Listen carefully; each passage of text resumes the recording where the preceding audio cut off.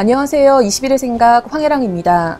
김용준 전 헌재소장, 정원 전 법무연수원장, 안대희 전 대법관, 그리고 문창극 전 중앙일보 주필까지 박근혜 정부 들어서 국무총리 후보자로 지명된 4명의 이름입니다. 이 중 3명이 법조인 출신이었고 이 중 2명이 각각 자진 사퇴했습니다. 문창극 후보자를 두고서도 그 어느 때보다도 여론이 들끓습니다.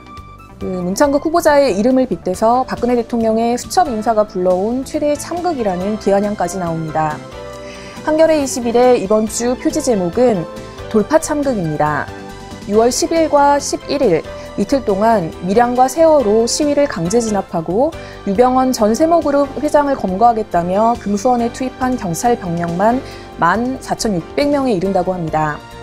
문창극 국무총리 후보자를 둘러싼 논란과 진압공화국이 되어버린 대한민국의 현 주소를 살펴봤습니다. 오늘은 한겨레 21 송호진 정치팀장 모시고 문창극 후보자에 관한 논란에 대해서 이야기 들어보도록 하겠습니다. 안녕하세요. 네, 안녕하세요.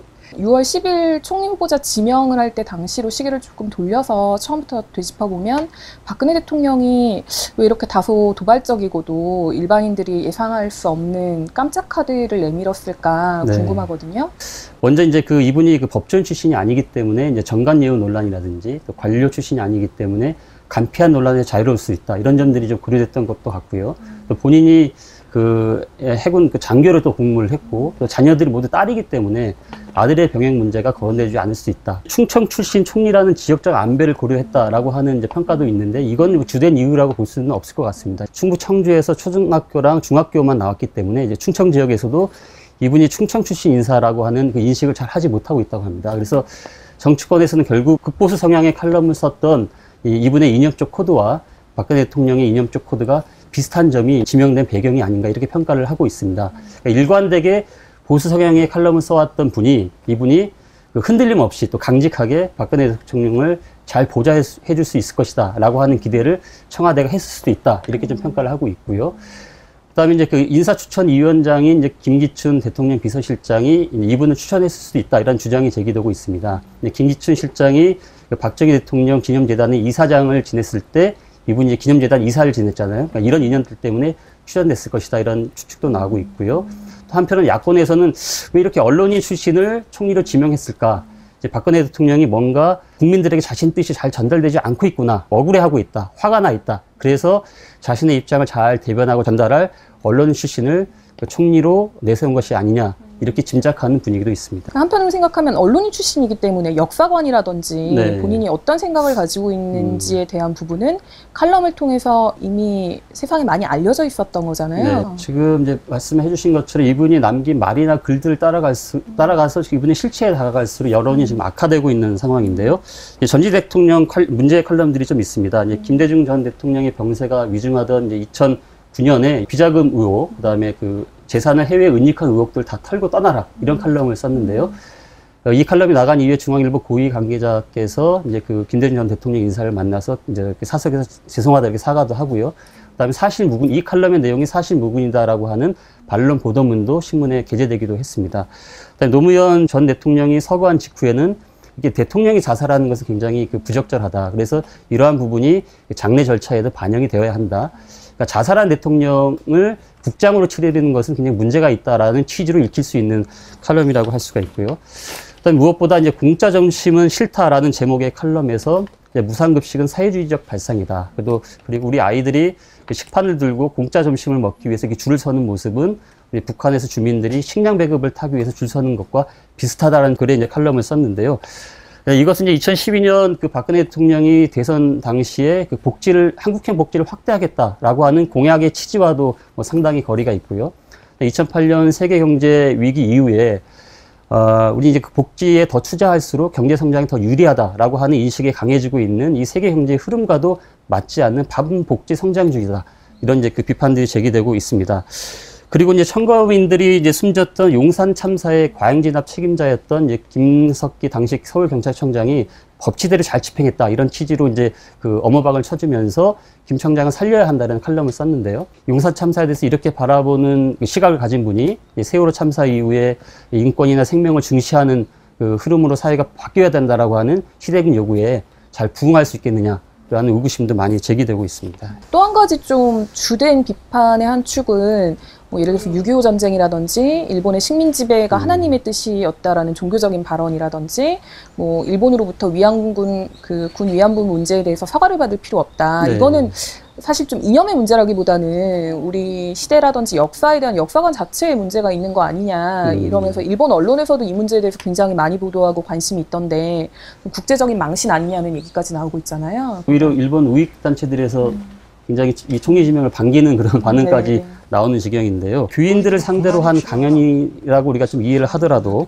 우리 민족은 게으르기 때문에 식민지가 될 수밖에 없었다라고 하는 주장은 친일 식민사관과 굉장히 비슷하다라는 그 비판이 나오고 있고요. 또 이제 무엇보다 이제 미 군정까지 가담한 그 양민 학살이다라는 평가가 나오고 있는 그 제주 4.3에 대해서는 폭동이다 이렇게 규정을 좀 하고 있고요. 저는 원희룡 지사까지도 비판하는 성명을 낸 것 같아요. 예.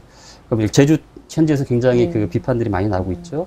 그다음에 일본 위안부 이제 피해 할머니들에 대해서는 일본이 사과할 필요가 없다라는 취지로 말한 것이 이제 알려지면서 위안부 할머니 분께서도 이제 이렇게 노망이 든 사람을 어떻게 총리로 할 수 있겠느냐라는 얘기도 나오고 있고 오히려 총리감이 아니라 대한민국 국민감이 아니다 이런 격앙된 반응도 나오고 있습니다. 앞서 화합형 총리로 굉장히 적합하지 않다는 말씀도 하셨는데 여권 내부 주요 인사도 그 박근혜 대통령이 이런 인사를 그 총리로 내세운 것은 오히려 국민과 대결하고 싸우려고 하는 것이 아니냐라고 하는 우려의 목소리도 나오고 있습니다. 지금 말씀해 주신 것 같은 내용이 좀 일파만파로 번지자 어제 문창구 후보자가 기자회견을 자청을 해서 좀 해명에 나선 것 같던데 뭐 세 딸의 아버지로서 군 위안부 문제에 그렇게 발언하지 않았다거나 저는 좀 개인적으로 이해가 안 됐던 부분은 언론사 주필 출신이 표현상의 미숙함을 변명의 이유로 드셨던데 좀 군색하지 않나 싶어요. 어제 어떤 내용들이 주로 얘기됐었나요? 그 맨 처음에 이제 자신을 둘러싼 논란이 벌어졌을 때 문 후보자가 했던 말이 사과는 무슨 이런 말이었습니다. 사과를 하지 않겠다라는 뜻으로 읽혔는데 어제 사과를 한 거로 봐서는 격앙된 여론을 조금 다소 진정시키고 총리를 꼭 해보고 싶다라는 자신의 의지, 총리를 시켜야겠다라는 청와대의 의지가 복합된 결과로 보이는데요. 당시 위안부 문제는 일본이 진정한 사과를 먼저 해야 한다 이렇게 강조했던 것이라고 해명을 했는데 그때 칼럼을 보면 일본의 그 진정한 사과를 촉구하는 표현들이 칼럼에 등장을 하지 않고 있습니다. 그리고 이제 문 후보자는 이제 그 교회 강연에서 조선민족이 게으르다 이렇게 한 것은 이제 자신이 한 말이 아니라 아까 말씀드렸던 그 외국인의 말을 인용했다라든지 다른 사람의 말을 인용한 것이라고 주장을 하는데 저도 그 강연을 다 한번 쭉 봤는데요. 거기 보면 다른 사람이 했던 말을 그대로 인정하면서 자신도 그렇게 생각하고 있다고 표현하는 대목들이 막 뒤섞여 있는 것을 확인할 수가 있습니다. 그리고 이제 그 식민지와 분단은 하나님의 뜻이다라는 보도 내용에 대해서도 그러한 시련을 통해서 우리가 이제 해방을 맞이했고 공산주의를 극복했다라는 뜻으로 얘기한 것이다라고 해명을 했지만 우리 민족이 게을러서 식민지배가 됐다라는 취지로 이 강연을 이해했던 여론과는 상당한 온도차를 보이고 있는 해명이라고 할 수 있습니다. 지금 말씀하신 것처럼 워낙 그 문창극 국무총리 후보자에 대한 평가가 좀 이렇게 극단적으로 가기 때문에 다른 기각 내용은 사실 가려져 있는 측면이 많죠. 국정원장 후보자라든지 경제부총리에 대해서도 비판의 목소리가 있고 이게 박근혜 대통령이 사실상 지금 국면을 정면 돌파하겠다는 의지를 다시 한번 보여준 거다라는 평가도 있는데 이번 개각 내용에 대해서는 어떻게 평가하시나요, 전체적으로? 이번 인사는 이른바 이제 그 친박이라고 불리는 핵심 측근들, 그다음에 보수 인사를 전면에 내세운 인사다. 이렇게 좀 특징적으로 요약을 할 수가 있겠습니다. 그리고 야권과 시민사회뿐만 아니라 여권 내부에서도 사퇴 요구가 나오고 있는 김기춘 실장을 유임시킨 또 이렇게 특징을 짚어볼 수가 있겠는데요. 먼저 이제 최경환 경제부총리 그 후보자는 얼마 전에 끝난 지방선거에서 대통령의 눈물을 닦아주자라고 공개 발언을 했던 분입니다. 이 발언이 있은 직후에 유족이 아닌 어떻게 대통령의 눈물을 닦아주자고 할 수 있느냐 이런 비판들도 제기됐는데 이분이 대표적인 그 친박근혜 인사의 핵심인데요. 그리고 이제 안종범 경제수석은 2012년 대선에서 박근혜 대통령의 그 대선 공약의 얼개를 주도해서 짰던 분이고요. 그다음에 경제민주화 법안을 그 앞장서 반대했던 인물로 이제 알려져 있습니다. 이제 이분을 이제 그 경제수석은 이제 진용한 것은 박근혜 대통령께서 경제민주화보다는 앞으로 이제 성장 중심의 시장주의를 이제 국정 운영으로 좀 더 강화시키겠다라는 의지를 보인 것으로 이제 해석할 수 있겠습니다.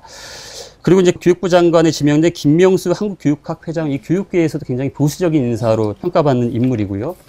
그분과 이제 보조를 맞추게 될 이제 그 송광용 청와대 교육문화수석도 그 박근혜 대통령이 이사장을 지냈던 정수장학회에서 13년간 이사로 지냈던 박근혜 대통령의 측근 인사입니다.